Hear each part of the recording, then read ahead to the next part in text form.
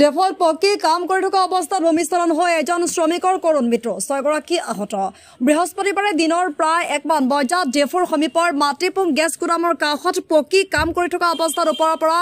ভূমিস্খলন হৈ এজন শ্ৰমিকৰ মৃত্যু হোৱাৰ লগতে আন 6গৰাকী শ্ৰমিক আহত হয় ডেফ চিকিৎসা মহাবিদ্যালয়ৰ সহযোগী অধ্যাপক ডাক্তৰ ধৰম সিং তেৰণৰ গৃহত এখন পকী ৱাল নিৰ্মাণৰ কাম কৰি থাকোতে মাটি খহি গোটেই মিস্ত্ৰীসহ গোটেই কেইগৰাকী শ্ৰমিক আহত হয় মিস্ত্ৰী সুভাষ বিশ্বাসৰ লগতে বৰপুত্ৰ দীপক বিশ্বাস আৰু মনোজ বিশ্বাস আহত হয় ইয়াৰে ঘটনাস্থলীতে দীপক বিশ্বাসৰ মৃত্যু হয়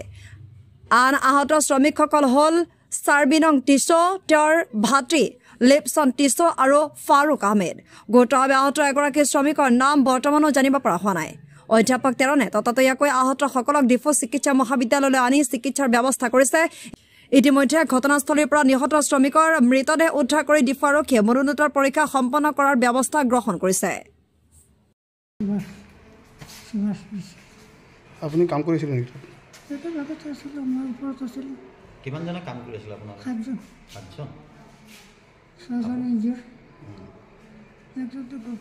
এজন কোন হয় এজন আপোনাৰ মোৰ ল'ৰা মানে কাৰ্বি টাইটেল লৈছে এটা মানে মোৰ টাইটেল নাই বেলেগ টাইটেল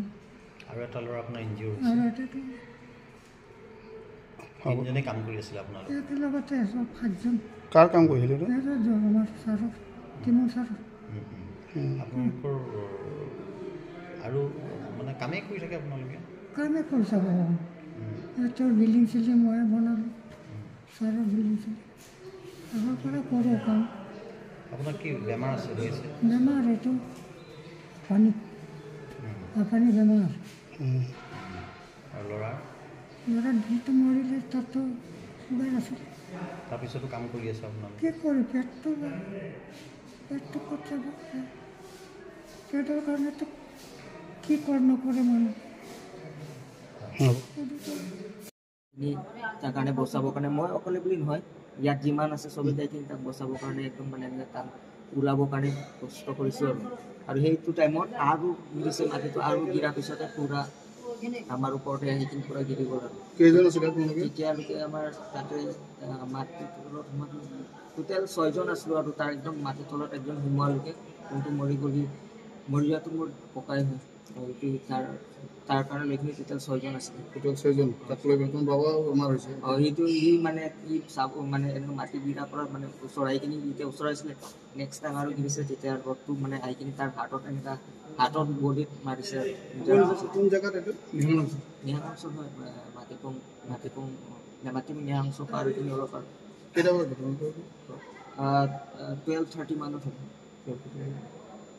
এতিয়া তোমালোকে তিনিজন তাতে আছে এজনটো ঢুকালে এজনটো ঢুকালে নেকি মই গম পোৱা নাই এতিয়ালৈকে ওলোৱাৰ লগে লগে মই আহি গৈছোঁ সেইটো বহুত তলতে আছিলে দুবাৰ গিৰিছে না সি প্ৰথমতে ফাঁচি গৈছিলে তেতিয়া আকৌ গিৰিছে তেতিয়া আমাৰো ফাঁচি গৈছিলে আমাৰ উঠাইখিনি লৈ আনি ৱালৰ ৰড বান্ধি আছিল ৱালৰ মাটিটো 20 ফুট ওপৰৰ পৰা পৰিলে 20 ফুট ওপৰৰ পৰা মানে এবাৰ গিৰাতে একো নাছিলে তাকো ওলাই ল'লোগৈ আৰু ছেকেণ্ড টাইম আকৌ গিৰিছে তেতিয়া একদম ডাঙৰ ভাঙি দিছে পূৰা হ'ব